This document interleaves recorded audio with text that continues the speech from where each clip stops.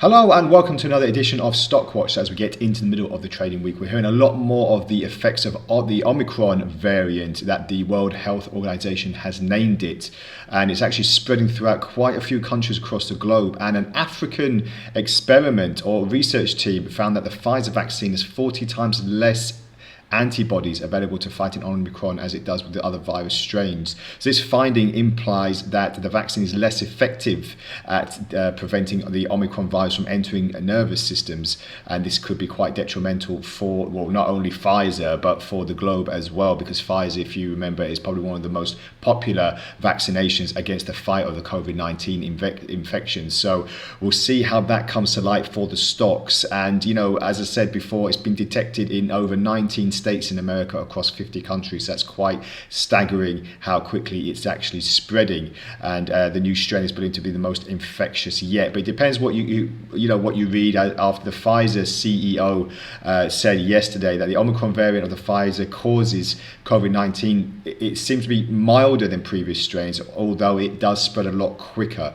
So with that being said, obviously any pandemic or virus that spreads quicker is not a good sign, even though if it is a little bit less deadly, or the strain is not as bad as the previous ones, as the Delta and the first one that was out when the pandemic started. So we can't really look at Pfizer and not have a look at other companies like AstraZeneca and Moderna. And there's news come to light that apparently mixing the vaccinations over a 9-month period seems to have more effect. This is coming out of a UK study. So there's all sorts of news outlets there that are reporting these stories. So just keep an eye on all of them just to see if one comes to light, and that can start shaking up markets as well. So if we just take a look on Pfizer first of all today, we're seeing that we were going for this another surge on the high, but as you can see here, prices are now dropping to the downside. Not really any divergences on the RSI or MACD that I checked before, so I haven't bothered to display them on the chart today, just to wanting to get a little bit more chart perspective. I'm using the Ichimoku cloud like I usually do on most analysis, just to give me a little bit of a signal to see where the next support or resistance lines might be, entry and exit prices as well. So as you can see here, we are looking for another move to the downside, and my next target for the downside for Pfizer especially would be around the 46 area, 47 area, which would be quite significant. We could see another bounce, but if we do break through this last peak here that we had, when was it? It was in the middle of the summer, in the middle of August.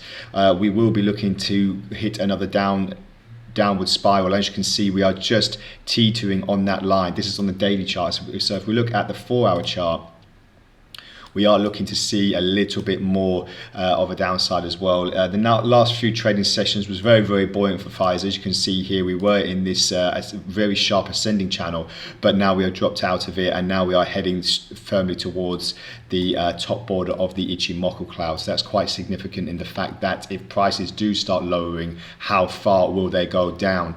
With this new Omicron variant, Pfizer are very much under pressure, being the leader, let's say, in the vaccine fight.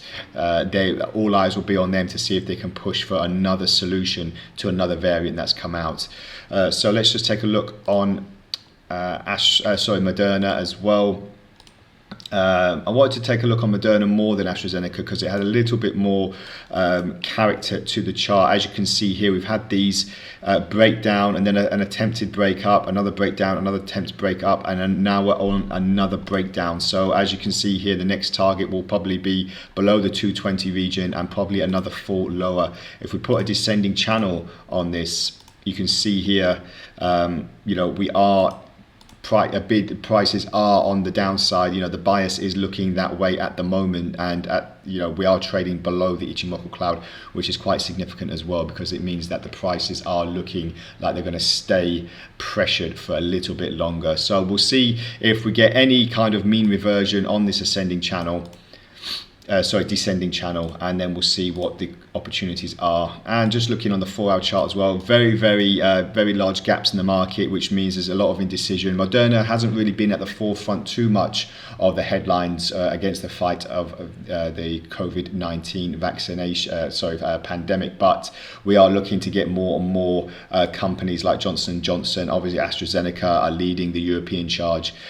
So we'll see what stocks are going to start really moving in the next few trading months, because as we go into 2022, especially with Goldman Sachs already cutting GDP forecast because of the Omicron variant, we'll see if other companies come out to do the same, and then we'll see if that weighs down on not only these pharmaceutical stocks but also US indices and other global indices, as well as the world looks to get back on track once again after this next bump in the road. So just keep an eye on all these trending topics so that you're not surprised with any of the stocks that could go a little bit crazy towards the end of the year as well. So that's not long to go. So that's all from the Stock Watch today. As usual, this video will be posted on our YouTube channel, and we'll get back to you tomorrow. Speak then. Bye for now.